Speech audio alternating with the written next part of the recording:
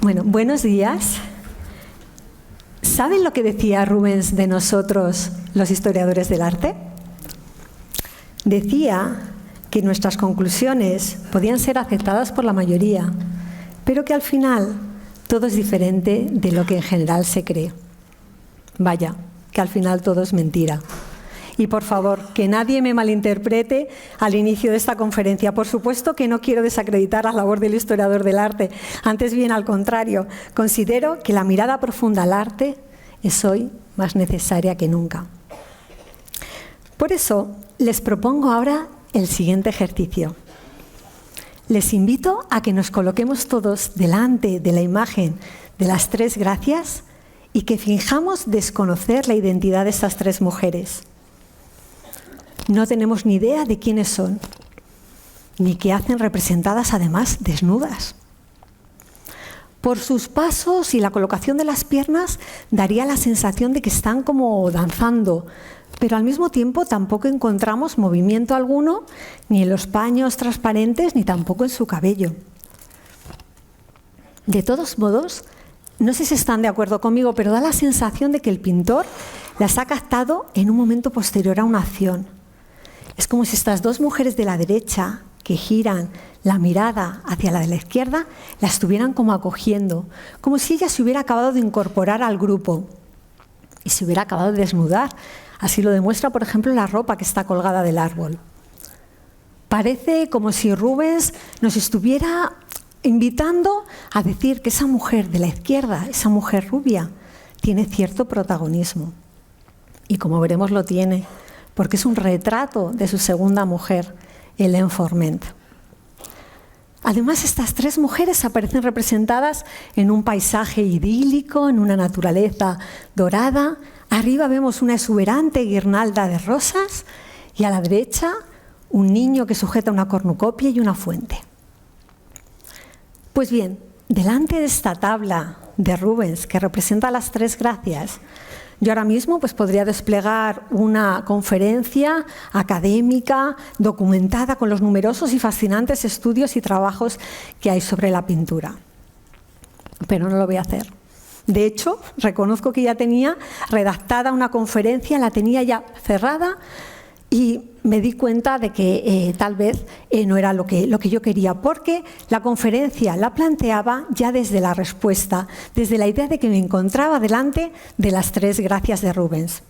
A partir de ahí, solamente tenía que documentar las fuentes literarias del mito, que son muchas, conocer los modelos artísticos de la antigüedad, que Rubens conocía muy bien y que además habían sido repetidos por numerosos artistas antes que él. ¿Qué ocurría? Que al final llegaba a la conclusión y me daba cuenta de que nuestro genio tampoco es que hubiera sido especialmente original. Evidentemente, siendo honesta conmigo misma, la pregunta inevitable que me tenía que hacer era: ¿por qué entonces estamos delante de una obra maestra? ¿Por qué nos sigue fascinando tanto hoy en día? Me planteé que igual las preguntas que estaba haciendo a la pintura no eran las adecuadas. O antes bien, lo que estaba ocurriendo es que estaba haciendo las preguntas conociendo ya las respuestas. Por eso, permítanme que ahora les invite a hacer el siguiente ejercicio. Vamos a contemplar este cuadro, estas tres figuras, como lo que realmente son: tres desnudos femeninos, tres cuerpos de mujer desnudos. Y a partir de aquí, les invito a que proyectemos una doble mirada, una mirada literal, pero también una mirada metafórica que nos permita conocer cuáles son las verdades profundas a las que apunta esta obra, que la convierten en algo intrascendente, intemporal y, por lo tanto, en una obra maestra. Les invito ahora a que en este recorrido me acompañen a lo largo de estas etapas diferentes. Puesto que Rubens está representando mujeres, en primer lugar lo que vamos a querer conocer son qué mujeres reales acompañan a Rubens en su vida, a lo largo de su biografía, desde su madre a sus dos esposas, Isabella Brandt o Hélène Forment. Una vez que conocemos esas mujeres detrás del lienzo, voy a intentar conocer cuál es la teoría pictórica de Rubens, cómo las va a intentar representar él luego después en el lienzo o en la tabla. Y así me vais a permitir que intente desmontar ese tópico que existe de que Rubens es solo un pintor que pinta mujeres rellenitas. Porque detrás de esa idea, de esas mujeres rellenitas, de esas mujeres voluptuosas, volumétricas, totalmente escultóricas, existe en realidad un profundísimo conocimiento de la antigüedad y un proyecto ambiciosísimo de reconstrucción de la cultura de la antigüedad clásica. Evidentemente, dentro de todo ese proceso creativo, me voy a centrar también en la representación del desnudo, femenino, no solamente por Rubens, sino también dentro del contexto de la Edad Moderna, para que nos demos cuenta del significado que tenía representar el cuerpo de mujer desnuda en estos momentos. Todo esto espero que sirva para poder ponernos delante de esas excepcionales mujeres, intentar aproximarnos, comprender el profundo significado del mensaje que transmiten, aunque al final, claro está, sea solo una interpretación, porque como el propio Rubens dijo, todo sea diferente de lo que en general se cree y nada sea verdad. Lo que sí que es verdad, y no me cabe absolutamente ninguna duda, es que esta es una de las obras más bellas, más hermosas, más llenas de emoción y de sensualidad que he tenido la suerte de estudiar. Y puesto que se trata de una obra que también habla de la gratitud, quiero dar las gracias.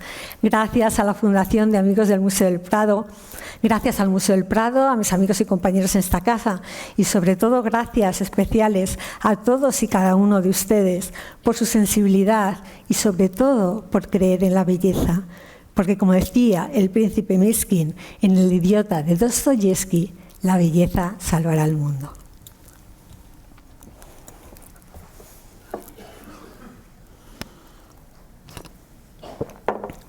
Quisiera comenzar por lo que vemos, la mujer, en concreto el cuerpo de tres mujeres. Si echamos un vistazo a la ingente obra de Rubens, nos damos cuenta de que las mujeres aparecen por todas partes.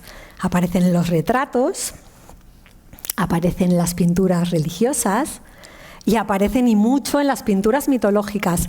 Y curiosamente, en las pinturas mitológicas observamos además que estas mujeres aparecen desnudas.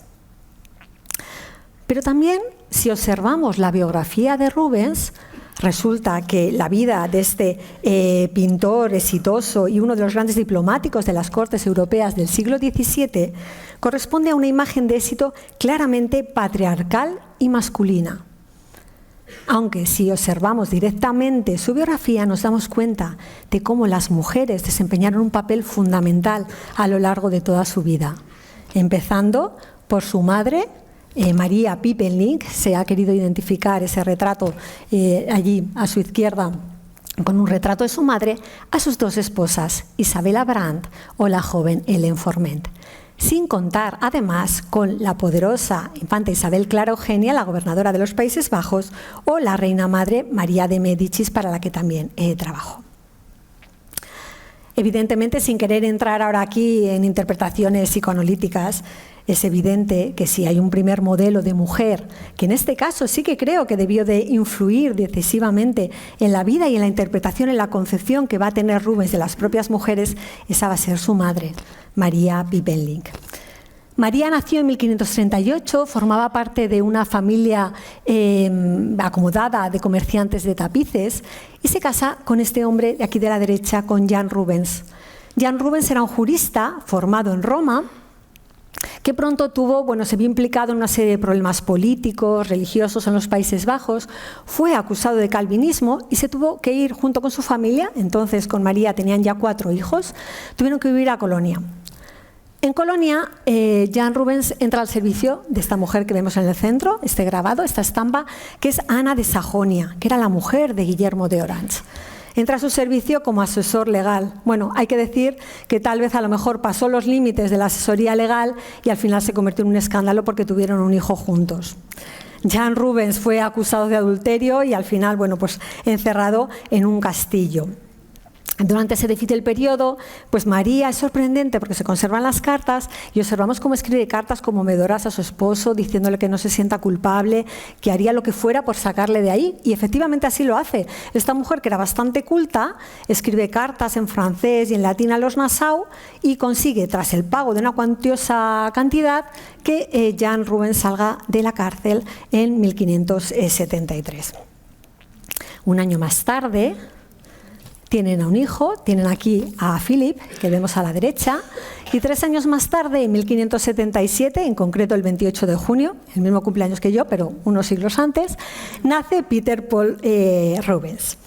Desde entonces, María se va a preocupar muy mucho de la educación de sus hijos, de mantener la unidad familiar. Como vemos, es una mujer absolutamente llena de coraje. Matricula a los 2 hermanos, a Philip y a Peter Paul Rubens, en la escuela latina de Rumol Bertok, donde ambos van a leer a los clásicos, van a conocer la obra de Cicerón, de Virgilio, aprenden retórica, matemáticas, geografía, historia, incluso los rudimentos del griego. La verdad es que esto es muy importante señalar las bases educativas que tiene Rubens, sobre todo fundamentadas en ese conocimiento de la antigüedad, de los clásicos, que va a mantener a lo largo de toda su vida. Posteriormente sabemos también que Peter Paul trabaja un año como paje en la casa de Marguerite de Lynch, que le va a ser muy útil porque va a conocer todas las reglas de cortesía y de etiqueta que le van a ser tan útiles para desarrollar esa faceta diplomática en la que lamentablemente no me voy a poder ocupar ahora, pero que es muy, muy importante junto con la faceta de pintor de Rubens. Y es que es cierto que se desconoce cuáles son los motivos por los que decide dedicarse a la pintura. Tal vez lo hace porque quiere seguir los pasos de su hermano mayor, Jean-Baptiste, y parece ser que su madre pudiera haber protegido o haber fomentado ese talento artístico temprano de ambos hermanos. Sabemos que se forma en Amberes con 3 pintores, uno de ellos Otto Bambin, que se forma también en Italia, que había viajado a Italia y conocía también la antigüedad, por lo tanto otro punto más de contacto con esa antigüedad clásica a la que me he referido tanto. Y lo importante es que en 1598 aparece ya inscrito como maestro independiente del gremio de pintores de San Lucas en Amberes. En 1600, cuando tiene 23 años, le encontramos ya en Italia. Y esto es un viaje muy, muy, muy importante porque le encontramos ahí en 1600 y en 1601 junto con su hermano, Philip, que por entonces era discípulo del filósofo neoestoico Justus Lipsius. Los 2 hermanos se vuelven a encontrar en 1607 y hacen una serie de viajes por Roma y llegan a publicar un libro sobre la cultura romana de Lectorum Libri II. Observamos, por lo tanto, cómo Rubens en estos momentos, en estos primeros años, tiene un contacto muy directo con esa antigüedad clásica, incluso en la propia Italia. Lo que ocurre es que en 1608, mientras los hermanos están en Roma, fallece María, fallece su madre. Debió de influir bastante la muerte en la propia vida de Rubens. No podemos saber hasta qué punto la personalidad de su madre, una mujer muy valiente, una mujer llena de coraje, que había vivido como su familia había pasado de ser una familia reconocida en Amberes en 1561 a ser una familia totalmente estigmatizada, porque claro, lo que había ocurrido con su marido era un auténtico escándalo. Como digo, no podemos decir hasta qué punto pudo influir, pero yo creo que cuando vemos estas mujeres heroicas que representa Rubens, con esa polaridad un poco entre serenas, resignadas, valientes, violentas, también creo que podíamos no perder de vista la influencia que pudo tener su madre en ello. La segunda y tercera mujer, que creo que son muy importantes y decisivas a la hora de entender la pintura de Rubens y cómo pinta Rubens a las mujeres, son evidentemente sus 2 esposas. Y sobre todo porque además ellas nos dan la clave para poder entender también parte de esa representación pictórica de las mujeres y del desnudo femenino que va a tener Rubens. Y son sus 2 mujeres, la primera Isabella Brandt y la segunda la joven Hélène Forment. A Isabella Brandt, que la vemos en este dibujo del British, la conoció en 1609, posiblemente durante la boda de su hermano Philip con la tía de Isabella. Se casaron y van a tener 3 hijos. Es probable que al principio vivieran en la casa de los Brandt, pero posteriormente van a adquirir una casa-palacio claramente italianizante en Amberes. Está hoy en día la casa-palacio, o sea, el casa-museo de Rubens. Observamos cómo Rubens, en ese amor por la antigüedad, lo decora pues con figuras escultóricas, Mercurio, Minerva, Afrodita, etc. Digo que viven aquí juntos y aparecen representadas en numerosas ocasiones, no solamente en retratos como este junto con su esposo, sino que también se cree que Isabella Brandt pudiera inspirar algunas de las representaciones, por ejemplo, de las vírgenes de Rubens. Esta obra, El jardín de la pérgola, es una de las más conocidas, en la que aparecen los dos esposos entrelazadas las manos con esta idea del matrimonio, y también se ha querido interpretar esa espada ropera como una muestra de la ambición social del propio Rubens. De hecho, como veremos, Rubens va a conseguir la nobleza, va a conseguir ser ennoblecido en dos ocasiones y por dos cortes, tanto la de Carlos I de Inglaterra como la de Felipe IV. La pareja aparece representada en este jardín del amor, ese topos literario que aparece tanto en la Edad Media, que luego se desarrolla tanto en la Edad Cortesana y que él volverá a utilizar, volverá a reinterpretar con motivo de su segundo matrimonio con Hélène Forment. Aquí en esta obra vemos algunas de las características de Rubens, ¿no? Ese guiño que tiene siempre de combinar lo moderno con lo antiguo. De hecho, algunas de las imágenes que aparecen en nuestras Tres Gracias aparecen aquí también ahora. Aparecen las propias Tres Gracias al fondo, aparece también ese significado de la fuente, esos cupidos, este jardín del amor. Lo que ocurre es que en 1623 va a morir la hija mayor, Clara Serena, de la pareja, y 3 años más tarde muere Isabella Brandt. Rubens realmente queda muy dolido por la muerte de su esposa y escribe así a su amigo Pierre Dupuis. Dice: verdaderamente he perdido una compañera excelente a quien uno podía amar, de hecho debía amar con razón, por no tener ninguno de los defectos de su sexo. No tenía caprichos ni debilidades femeninas, sino que era toda bondad y honestidad, y por sus virtudes fue amada en vida y llorada por todos tras su muerte. Me resulta muy difícil separar el dolor por esta pérdida del recuerdo de una persona a quien debo amar y apreciar mientras viva. La verdad es que Rubens escribió numerosísimas cartas y nos sirven para conocer al hombre detrás de los pinceles, no solamente al artista. Y estas cartas que he seleccionado y que les voy a poner nos sirven también para conocer un poco la opinión que tenía él de las mujeres. Bueno, lo que ocurre es que, como digo, la muerte marcó profundamente a Rubens y ya desde tiempo antes había manifestado el deseo de emprender un viaje para alejarme de las muchas cosas que necesariamente renuevan mi tristeza.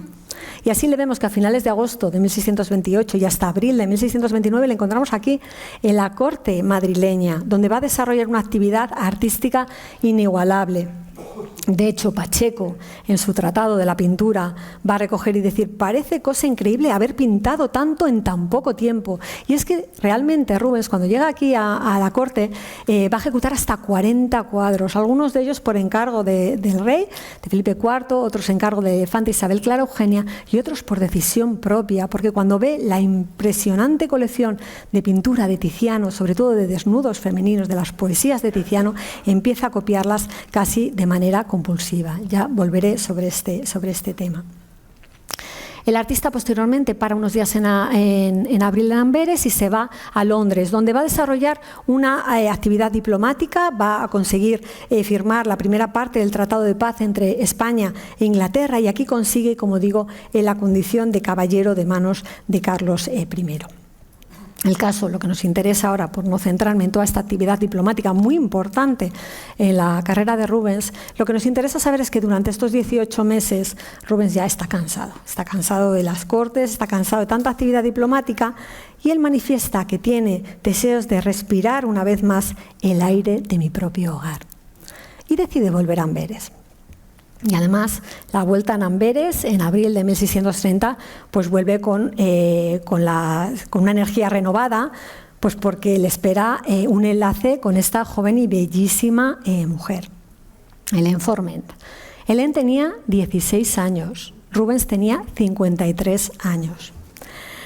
La boda tiene lugar el 6 de diciembre de 1630 en la iglesia de San Jacobo y además pues está acompañada por una elegía en versos latinos, 54 versos latinos del erudito humanista Gebartius, que lo que va a ser comparar a la Helena de Amberes, a Hélène Forment, con la Helena de Troya, y dice, así como el pintor griego Zeusis había tenido que seleccionar la belleza de las 5 mujeres más bellas de Crotona para conseguir la belleza ideal de Helena de Troya, Rubens había conseguido el ideal de belleza en su esposa, Hélène Forment. La verdad es que desconocemos cuáles eran los sentimientos de esta joven de 16 años al contraer matrimonio con un hombre de 53. Es verdad que entonces Rubens era como el pintor más exitoso y reclamado por todas las cortes, tenía también una buena nivel y reconocimiento social y lo que sí que sabemos es la opinión que tenía Rubens del enlace con Hélène Forment en una carta que escribe 4 años más tarde a su amigo Peyrex, que es un coleccionista, erudito, anticuario, francés, con el que mantiene también correspondencia. Y dice así, no tiene desperdicio tampoco. Tomé la decisión de casarme de nuevo, ya que aún no estaba inclinado a vivir la vida abstinente del célibe. Podemos disfrutar de placeres lícitos con agradecimiento. He tomado una esposa joven, de familia honesta pero burguesa, aunque todos intentaron persuadirme de hacer un matrimonio cortesano. Entonces Rubens ya, como digo, había conseguido la nobleza por parte de Carlos I de Felipe IV. Dice, pero temía el orgullo, ese vicio inherente de la nobleza, particularmente en ese sexo, y por eso elegí a una que no se sonrojara al verme tomar mis pinceles en la mano. Aquí estamos hablando de ese debate por la liberalidad de la pintura, cómo los pintores estaban intentando que las artes, la pintura, no fuera considerado un arte manual, un arte que te manchas los dedos, sino que fuera un arte liberal, como podía ser la poesía o la retórica. Y señala al final, y para decir verdad, habría sido difícil cambiar el tesoro invaluable de la libertad por los abrazos de una mujer vieja. Hay que recordar que en esta década precedente Rubens se había dedicado, como digo, a servir a prácticamente todas las cortes. Había hecho los ciclos para la reina María de Medici, había trabajado para el duque de Buckingham, había estado en la corte madrileña, en la corte inglesa, y ahora en estos momentos lo que quería era descansar y dedicarse efectivamente a vivir con su mujer y con los 5 hijos que tiene. Con la muerte de la infanta Isabel Clara Eugenia en 1633 y aprovechando un viaje, escribe así y comenta a un amigo.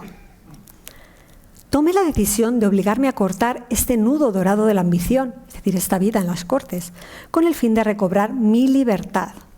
Aproveché la ocasión de un viaje a Bruselas para ponerme a los pies de Su Alteza e implorar como único premio a tantos esfuerzos que me eximiera de este tipo de encargos y que me permitiera servirla desde mi propio hogar. Y esto que me parece importantísimo es, desde hace 3 años he encontrado la felicidad habiendo renunciado a cualquier empleo fuera de mi dulcísima profesión. Esto es, lo que quería Rubens en este momento era dedicarse, lo que le provocaba felicidad, era dedicarse a su familia y dedicarse a la pintura.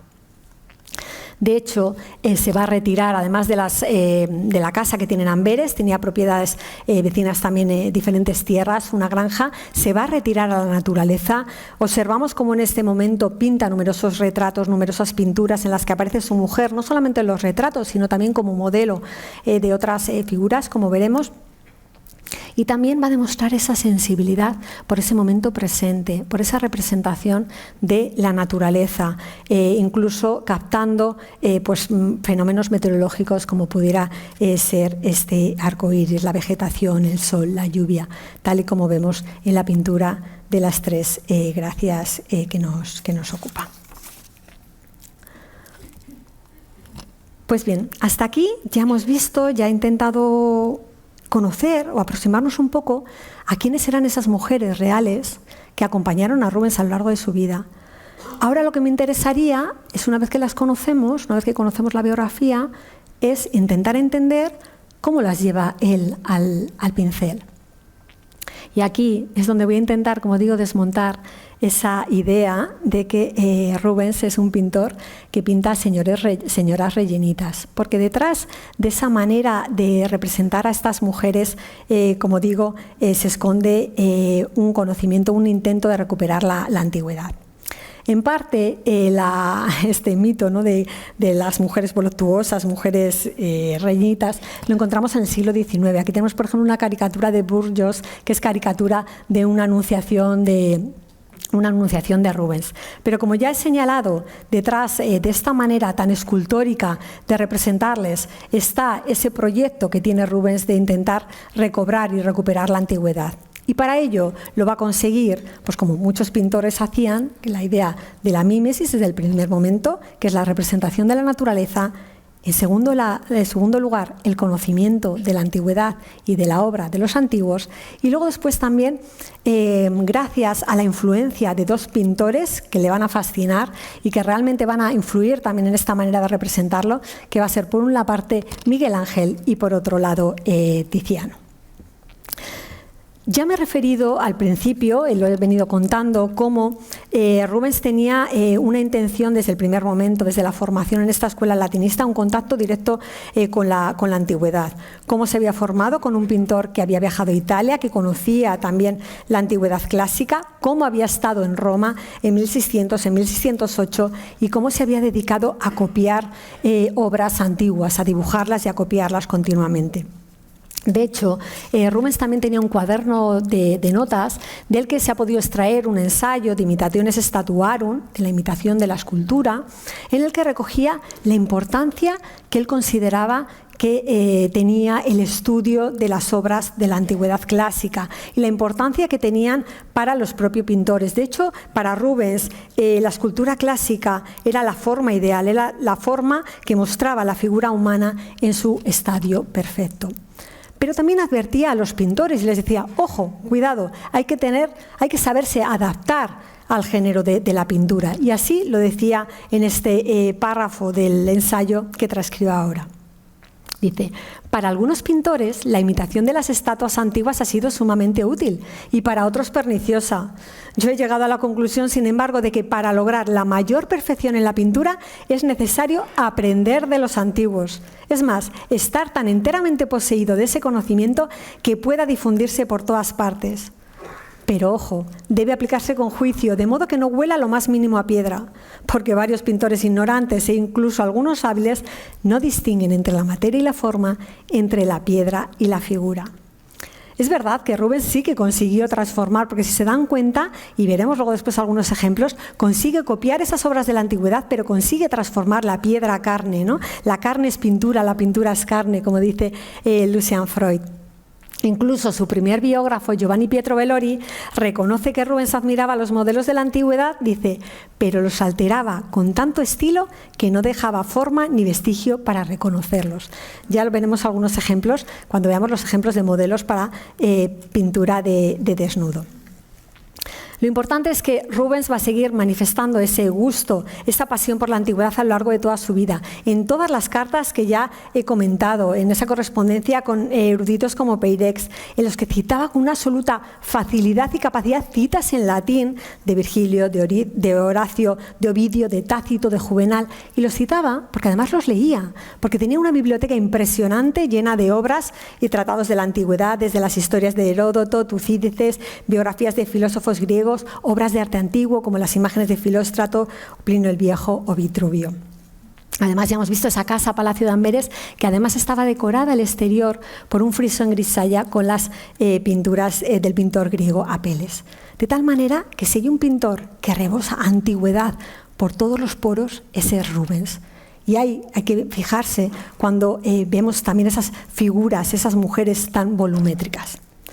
Pero evidentemente, seguro que piensan que si hay otro pintor anterior a él, también responsable de estas mujeres corpulentas, mujeres grandes, mujeres escultóricas y rotundas, ese es Miguel Ángel. A Miguel Ángel ya la había conocido incluso antes, había conocido su obra antes de ir a Italia, antes de ir a Roma.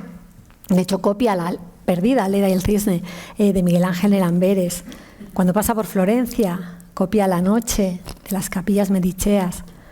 Pero, evidentemente, lo que le va a fascinar son las sibilas que representa Miguel Ángel en la Capilla Sixtina. Las va a dibujar, las va a copiar y podemos ver cómo esta rotundidad, este carácter heroico de estas mujeres aparece también en la representación de algunas de las mujeres bíblicas, de algunas de las santas, de algunas de las mujeres que va a representar después Rubens. Esto me permite además enlazar con el otro pintor al que le fascina, al que admira, al que va a copiar repetidamente, y ese es Tiziano. Así quiero hacerles esta comparación entre estas dos maneras de interpretar esta pintura. A la izquierda tienen la pintura de Judith y Holofernes, de Tiziano, ejecutada en 1570, y a la derecha esa relectura que hace Rubens en 1616. Observamos prácticamente como la composición es la misma, como la espada sale prácticamente del cuadro, el giro de la mirada de la mujer. Sin embargo, vemos que la interpretación de las dos mujeres es totalmente diferente en uno y en otro. Así vemos como, por ejemplo, en la obra de Rubens, Judith es una mujer furiosa, es una mujer astuta, una mujer orgullosa frente a esa cara más dulcificada del pintor veneciano. Algo parecido ocurre cuando reinterpreta también esta poesía, esta Calisto sorprendida por Diana, que observamos como en el pintor veneciano el centro, el eje, es esa postura condenatoria de la diosa señalando a la pobre ninfa Calisto, y en cambio observamos como en el caso de Rubens siente más empatía hacia la pobre ninfa Calisto que acaba de ser violada. Pues bien, una vez que hemos conocido, por lo tanto, cuáles son los principios pictóricos de la obra de Rubens, la copia del natural, a fijarse en los modelos de la antigüedad, la influencia que pudo tener Miguel Ángel, la influencia decisiva que va a tener Tiziano, me queda centrarme en cuál era el significado que tenía, por lo tanto, el pintar las mujeres de desnudo, y sobre todo las mujeres de desnudo en la Edad Moderna. Como veremos, tenemos que partir de una idea, y es que en la Edad Moderna, a la hora de representar a una mujer desnuda, tenía que estar vestida por una cierta narratividad. Esto es, una mujer desnuda, si era una pintura religiosa, pues tenía que ser una Eva, una Susana acosada por los viejos, una Betsabe en el baño. Si era una pintura mitológica, pues podía ser una Venus, una Diana, una Fortuna, etc. Pero en cualquier caso, había que justificar esa desnudez en los pinceles del artista.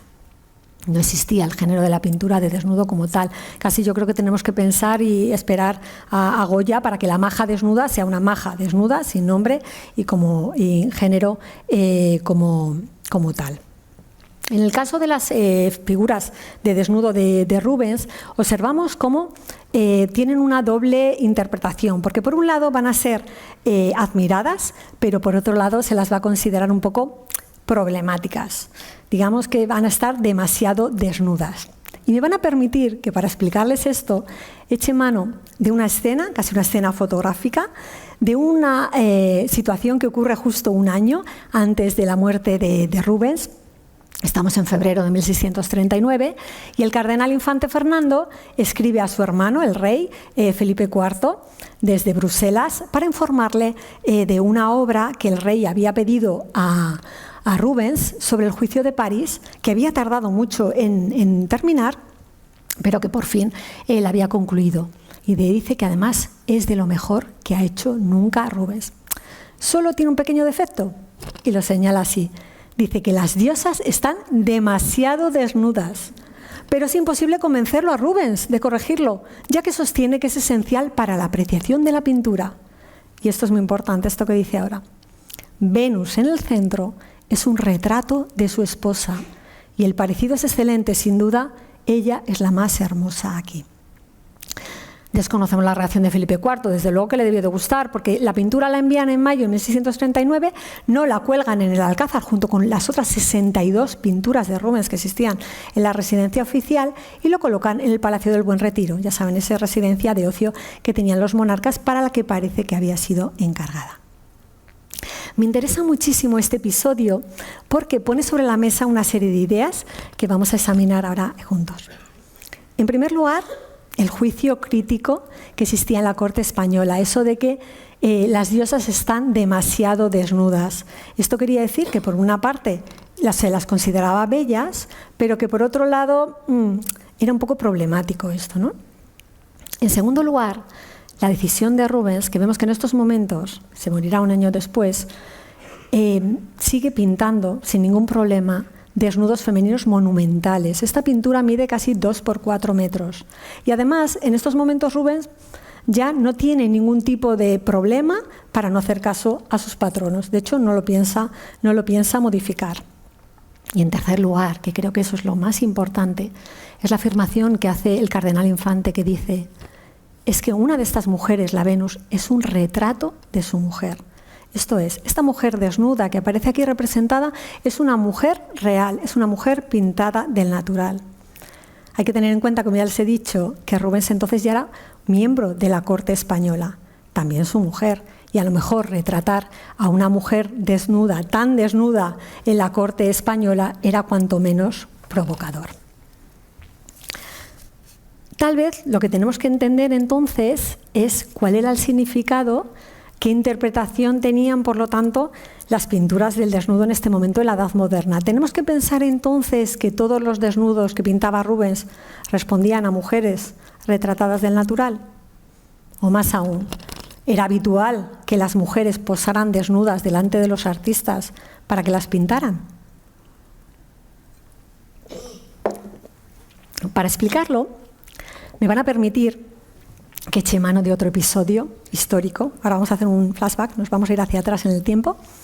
Los protagonistas ahora, en vez de ser Felipe IV, va a ser su abuelo Felipe II, y el pintor, en vez de ser Rubens, va a ser el pintor admirado Tiziano. Este episodio, que algunos habrán identificado ya, es el encargo de las famosas poesías de Tiziano por Felipe II.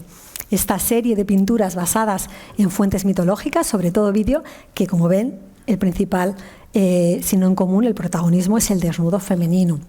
Así observamos Venus y Adonis, Perseo y Andrómeda, Diana y Calisto, el rapto de Europa, la Dánae y Diana y Acteón. Desconocemos quién encargó estas pinturas a Tiziano, pero sí tenemos un testimonio del propio Tiziano, una carta de Tiziano a Felipe II, que es la que vamos a utilizar ahora porque me viene de perlas para poder interpretar y entender qué significado tenía el desnudo femenino tanto para los pintores como para los mecenas. Dice así.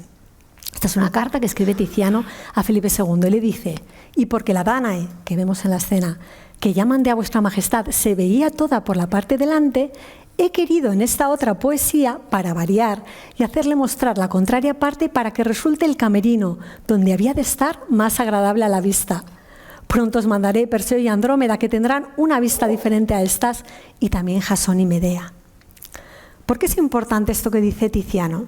Porque en definitiva daba igual la narratividad, daba igual que fuera Dánae, que fuera Andrómeda, que fuera la que fuera. Lo importante era que el pintor estaba representando ese desnudo femenino desde diferentes ángulos, desde diferentes puntos de vista. Y es que para un artista la representación del desnudo femenino en diferentes ángulos, en diferentes puntos de vista, era una manera de poder demostrar su capacidad. Y esto es algo que aparece en diferentes momentos a lo largo de toda la historia del arte. Así, por ejemplo, sabemos cómo Apeles, el pintor de Alejandro Magno, había conseguido la fama gracias a la representación desnuda de su amante Campaspe. De hecho, cuando la pintó, se dio cuenta Alejandro que el pintor la amaba más que él mismo y por eso se la cedió. También ocurre lo mismo con la Afrodita de Nido. Esta escultura de Prasíteles, que es la primera escultura representada al natural desnuda. Dicen que la modelo era una cortesana, la cortesana Friné, que la había representado al natural desnuda y la había policromado. Y el efecto había sido tan realista que un joven por la noche había intentado copular con la propia estatua, había invadido, irrumpido en el templo y cuando había sido descubierto se había suicidado. Pongo estas anécdotas que aparecen, son tópicos que aparecen dentro de toda la historia del arte para darnos cuenta de dos cosas. Por una parte, de que el desnudo femenino dentro de los artistas era una manera de poder demostrar esa belleza ideal, esa capacidad que tenían de representar la belleza. Y por otro lado, para darnos cuenta también de los problemas carnales, problemas morales que podía implicar también la representación de estas imágenes. De hecho, sabemos cómo la serie de las poesías que Felipe II había encargado a Tiziano fueron retiradas por su hijo del Alcázar, Felipe III, porque consideraba que eran obscenas. Y hay que esperar a Felipe IV para que las va a recuperar y las va a colocar en un lugar reservado en el Alcázar, en concreto en el cuarto bajo de verano, junto con otras figuras de desnudo. Llegamos, por lo tanto, planteamos que las figuras, este tipo de imágenes se plantea, por lo tanto, que solamente estaban reservadas a una mirada masculina. Y generalmente era una mirada masculina y de hombres poderosos que solamente podían tener acceso a esas pinturas. De hecho, como digo, Felipe IV las había retirado a un lugar del Alcázar, en concreto al cuarto bajo de verano, cerca de los jardines, y sabemos por un testimonio de Casiano del Pozo en 1626 que dice que cuando la reina se dirige a la sala se hace encubrir antes de que llegue todos los cuadros en los que hay desnudeces. Esto nos hace plantear, por lo tanto, de quién miraba estas pinturas y nos damos cuenta de que efectivamente existía un consumo, un coleccionismo de pintura de desnudo, normalmente por hombres poderosos, que acababan colocando todas estas pinturas en las llamadas salas reservadas, en las que tenían acceso el propio coleccionista o, cuando menos, los hombres. Hay que tener en cuenta que nos movemos en un momento en el que desde el Concilio de Trento las imágenes de cuerpos desnudos, tanto masculinos como femeninos, pues habían sido puestas o más escrutadas más que nunca. Tenemos ya entonces las bases para poder entender cuál era el significado o qué interés o qué significado tenía la representación del desnudo femenino en la Edad Moderna, es decir, cómo para los artistas era una manera excepcional de demostrar su capacidad y su valía. La mayoría de las veces que se ha intentado hablar de o estudiar los desnudos femeninos en la obra de Rubens, generalmente pues se les ha intentado identificar o estudiar o comparar con otros modelos precedentes, como por ejemplo los desnudos de Tiziano, de las poesías que también conoce y que tanto había copiado durante su estancia en Madrid. O también se las compara con los modelos de la antigüedad. Pero rara vez no se ha fijado tanto en pensar que realmente él empleara también desnudos modelados de desnudos en la ejecución de sus pinturas. De hecho, sabemos que en su propio taller sí que había utilizado modelos de desnudo masculino, y también femenino, como veremos. En el caso de los desnudos masculinos es muy probable que fuera el propio maestro el que dibujaba directamente del modelo y que luego después en esa estructura jerárquica del taller sus asistentes emplearan luego después estos dibujos para ejecutar las obras finales.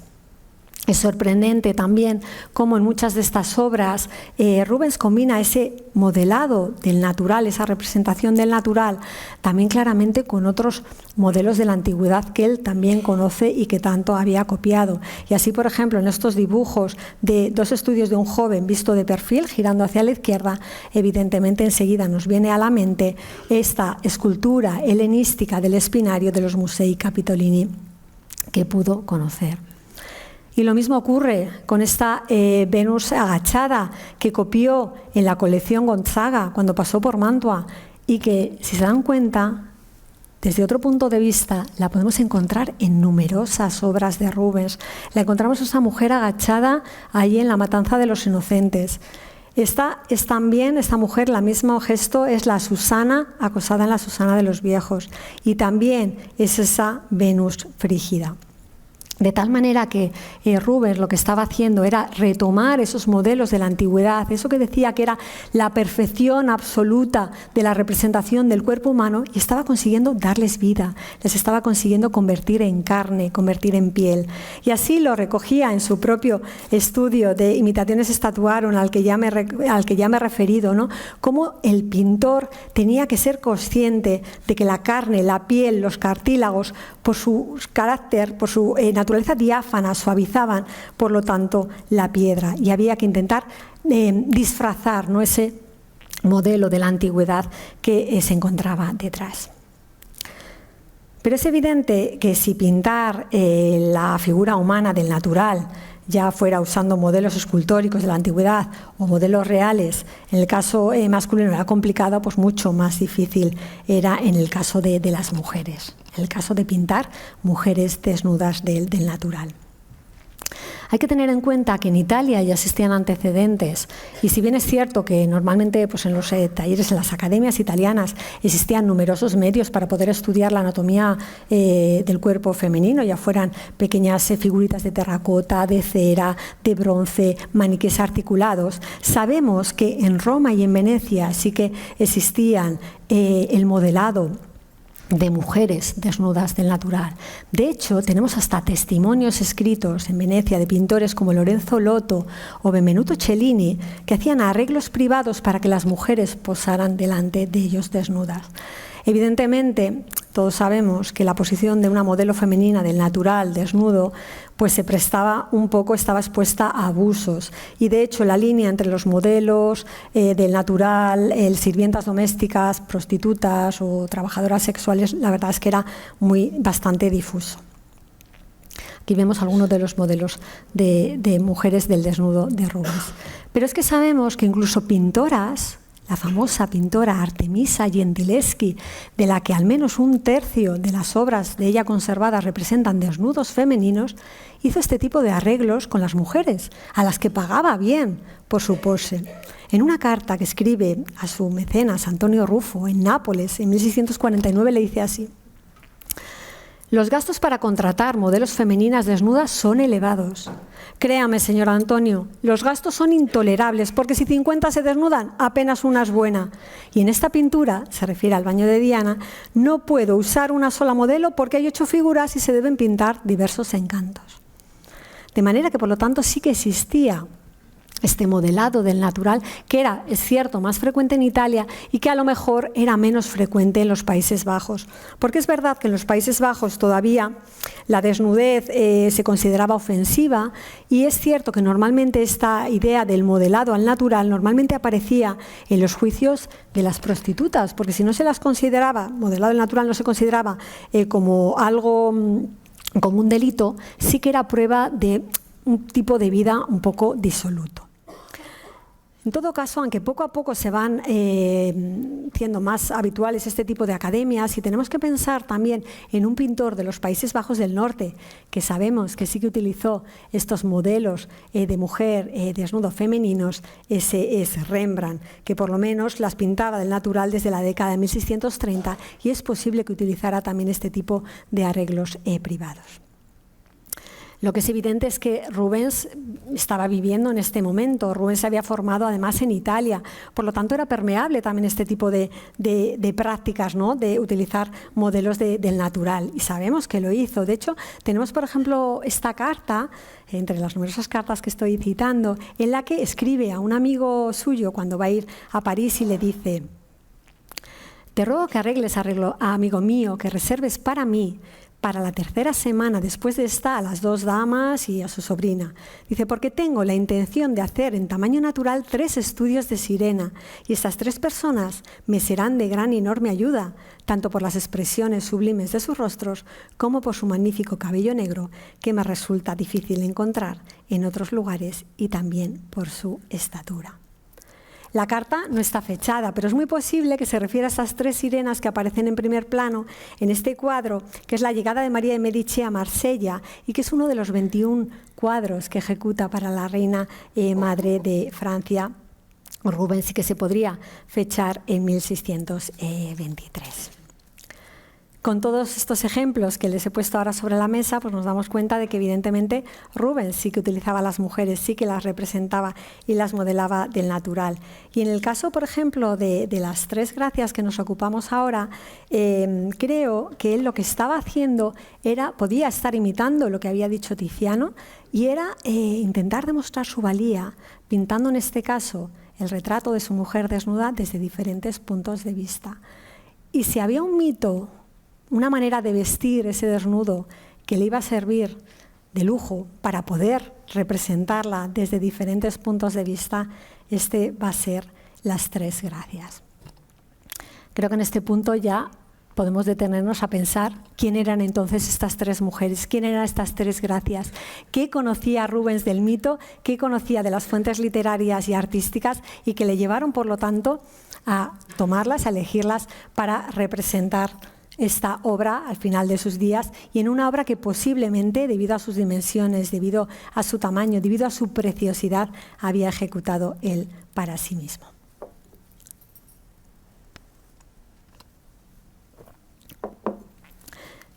Pues bien, las fuentes clásicas, en todas las que hay que le repiten, es cierto que no se ponen tampoco muy de acuerdo en la genealogía de las diosas, pero si en algo coinciden es que se trataba de tres diosas menores de gran belleza que normalmente estaban relacionadas o influían en los ciclos de fertilidad de la naturaleza y anunciaban la alegría de vivir.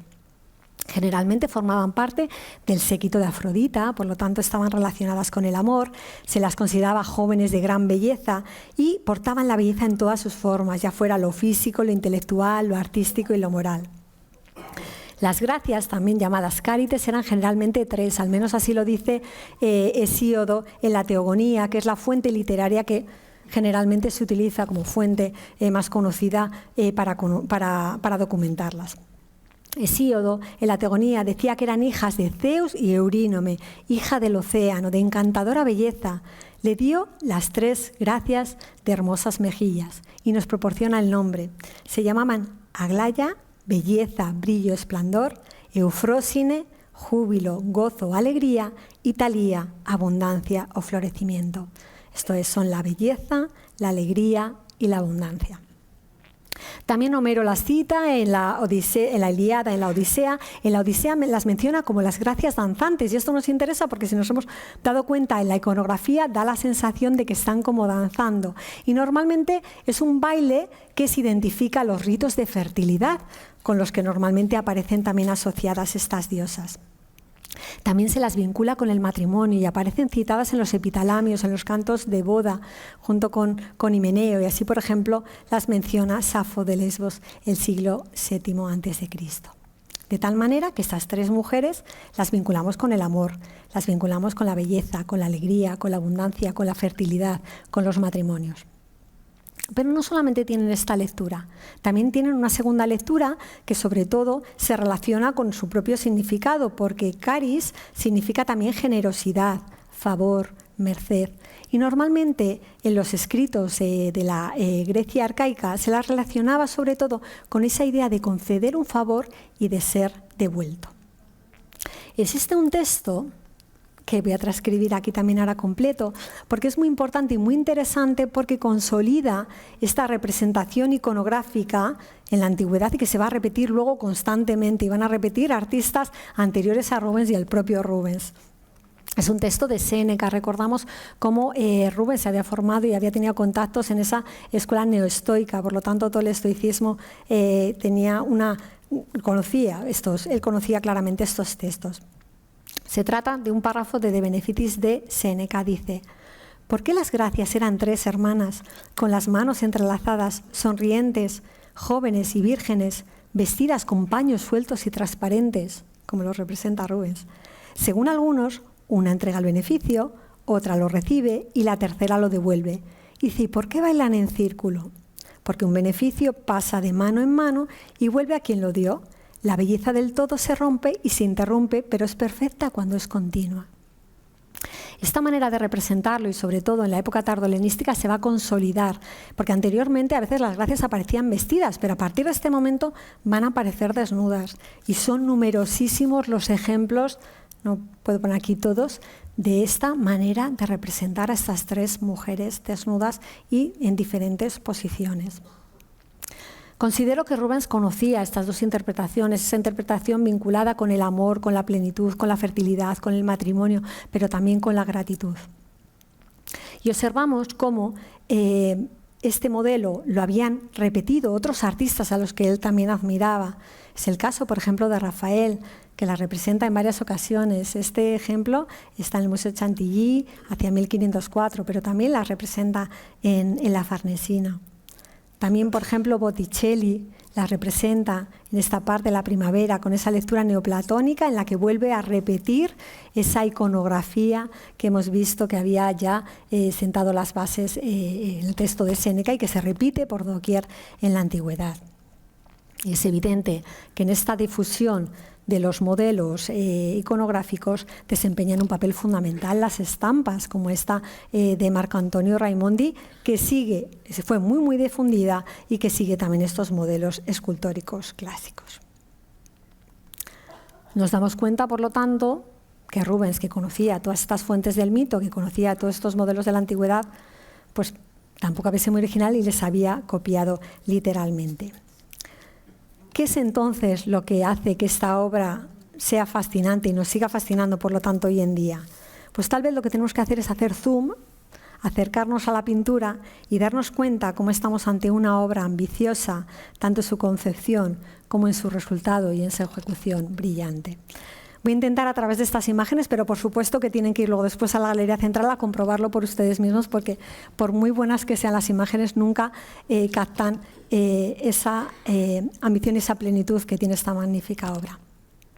Bueno, haciendo zoom a la obra tenemos que empezar por el soporte, porque el soporte no es nada gratuito, o sea, parece una tontería, pero se trata de madera de roble del Báltico, que es un tipo de madera carísima que utilizaban normalmente estos pintores para obras que consideraban preciadas, obras que consideraban de gran importancia. Además nos damos cuenta, según observamos la ejecución de la pintura, cómo Rubens fue cambiando de opinión a medida que lo iba pintando. De hecho, llegó a añadir un tablón a la izquierda, este que observamos, en el que tal vez lo estaba añadiendo pues para añadir todos esos elementos narrativos, iconográficos que iban a justificar que lo que verdaderamente eran protagonistas de esta tabla eran estas tres mujeres, estos tres desnudos femeninos. Observamos también la preciosidad con la que concibe la pintura en la propia preparación de la tabla. Es muy propio de Rubens que aparezcan como huellas estriadas, que si se acercan cuando vean la pintura directamente lo pueden observar. Lo observamos, por ejemplo, en la cabeza de esta Gracia. También lo encontramos en la ejecución de los ciervos del fondo. Observamos también cómo Rubens utiliza un tipo de imprimación gris, se ve muy claramente en los pies de esta Gracia y luego a partir de ahí empieza a dibujar con el pincel de manera muy sutil y luego aplica una serie de colores muy diluidos, más oscuros que la imprimación. Lo que es asombroso es como Rubens, lo que le importa es el volumen, es el color. De hecho, muchas veces observamos cómo son como pinceladas etéreas, ¿no? Cómo se difuminan y se llegan casi a confundir con el fondo del paisaje. Observamos, por ejemplo, en este detalle de la Gracia del centro, esa concepción volumétrica, escultórica, a la que ya me he referido antes, ¿no? Parece que es como una escultura pintada, pero también convertida en carne. En su técnica utiliza Rubens normalmente también colores puros, muy poco mezclados, granulados, que a veces utiliza una serie de pinceladas que sirven, por ejemplo, pues para definir claramente las perlas con las que están decorado el cabello. Evidentemente, si hay algo que es magistral y es en la concepción y en la representación que tiene de la piel, de la carne. Evidentemente nos damos cuenta cómo ha conocido, cómo ha estudiado, cómo ha estado delante de las poesías de Tiziano, cómo capta hasta esa vaporosidad, ese sudor, ese conocimiento anatómico de las propias figuras. Decir que incluso en la representación del seno de esta Gracia de la derecha hasta se ha querido identificar la posibilidad que tuviera un cáncer de mama al tener el pezón un poco invertido. En todo caso, cuando él pintaba, cambiaba a veces de opinión, hay incluso arrepentimientos. Nos damos cuenta, por ejemplo, en este paño central, ¿no? Normalmente este tipo de paños rojos aparecían en los retratos importantes, ¿no? Si se dan cuenta, bajaba un poco hasta la altura de la cara de la Gracia, pero finalmente volvió a taparlo, a cubrirlo con el cielo. Ocurría también algo parecido, se puede apreciar directamente, por ejemplo, en los paños transparentes iban a cubrir todo el cuerpo de la diosa central y simplemente al final cubren una de las piernas. Nos interesa también la representación, el uso que hace Rubens de la representación del paisaje. Observamos cómo sigue canónicamente el tipo de paisaje flamenco. En un primer plano utiliza el marrón, en un segundo plano el verde y al fondo el azul. Y si quisiéramos intentar saber en qué hora del día ha representado esta escena, vemos que va a ser imposible, porque lo que hace Rubens es intentar hacer una construcción que resulte verosímil, pero tampoco real. Aunque las figuras, estos tres desnudos femeninos, como digo, son las protagonistas del cuadro, Rubens va a ir añadiendo una serie de elementos, una serie de símbolos que están justificando una determinada narrativa, como por ejemplo la representación de esos ciervos. El ciervo normalmente tiene un símbolo, un significado que alude al deseo sexual. Y así aparece, por ejemplo, en una obra de Tiziano, que tienen también aquí en el Museo del Prado, que aconsejo que vayan a verla, que es Venus y la música, en el que vemos la representación de ese ciervo al fondo y también de esa fuente con agua que alude también a ese deseo sexual. Rubens también hace un ejercicio y un alarde de ese conocimiento y representación de la naturaleza. Y así vemos, por ejemplo, como en esa guirnalda de rosas, totalmente exuberante, que normalmente las rosas se vinculan siempre con el cortejo de Afrodita y con el amor, representa casi de manera botánica cada una de las rosas que normalmente se cultivaban entonces, la rosa maides, la rosa alba, la rosa de mayo, la rosa gálica, y también se ha identificado este tipo de flor, que normalmente es una planta inusual en las representaciones artísticas y que se ha identificado con el pipirigallo, que desconocemos, por lo tanto, cuál es el significado que podía tener para Rubens, si lo tenía. Si seguimos haciendo zoom en esas rosas, a lo mejor alguno de ustedes ya lo ha captado, los que tengan mejor vista, observamos como en una rosa, en esa rosa blanca, ha representado una avispa. Desconocemos por qué Rubens ha representado esta avispa. Yo creo que a lo mejor lo pudiera haber hecho porque, como saben, dentro de toda esta historia, de todas estas fuentes literarias que intentan dignificar la condición de la pintura, siempre dice cómo los artistas eran capaces de engañar a la naturaleza, ¿no? Y así, por ejemplo, en las imágenes de Filóstrato decía: no sé si es una abeja de verdad engañada por el cuadro o una abeja pintada en él para engañarnos a nosotros. El último elemento que utiliza Rubens para justificar o para aludir, por lo tanto, a toda esta relación que tiene la pintura con el amor, con ese deseo sexual, con la fertilidad, es la representación de la fuente.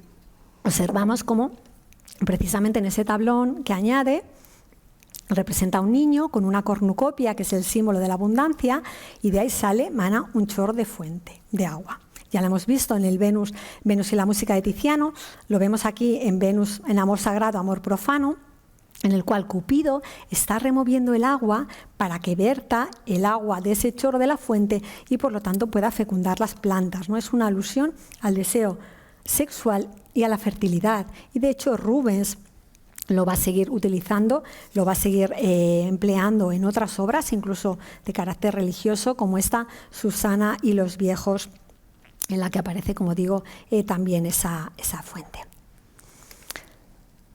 De tal manera que la pintura a la que hemos estado examinando hasta ahora, es evidente que estas tres mujeres eran las protagonistas absolutas y se desconocen los momentos en la fecha en la que pudiera haber sido ejecutada. Estilísticamente y también biográficamente es posible que la pintara hacia 1635, 1640, en esos momentos en los que él estaba viendo ese amor, esa plenitud con su joven mujer, Hélène Forment.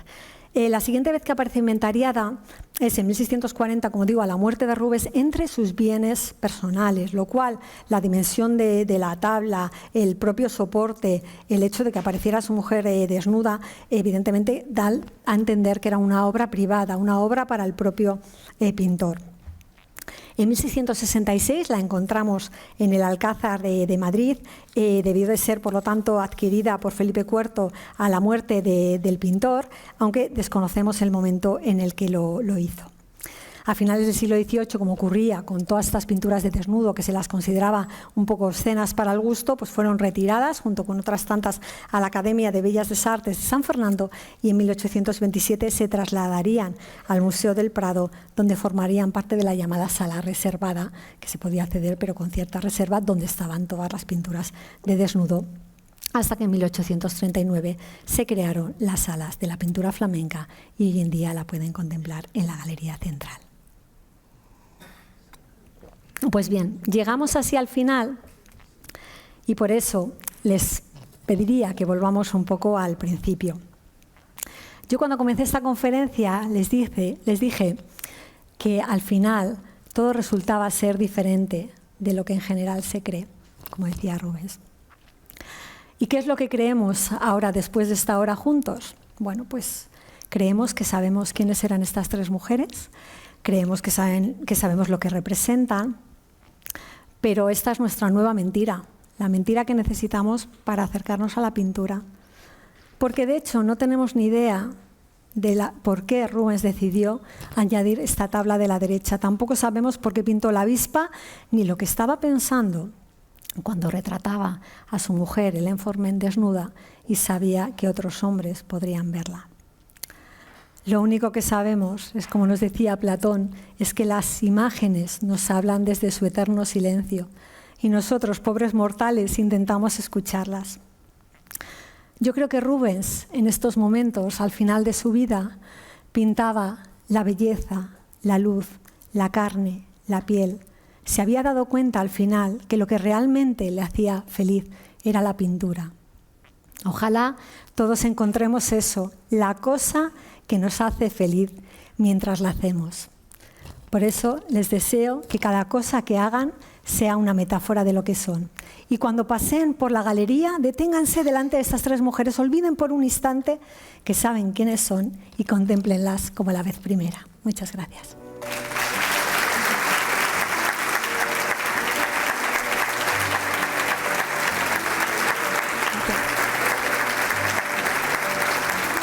Muchas gracias. Gracias.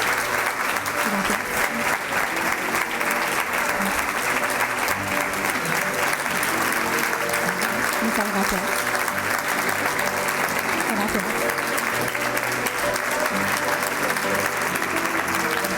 Muchas gracias.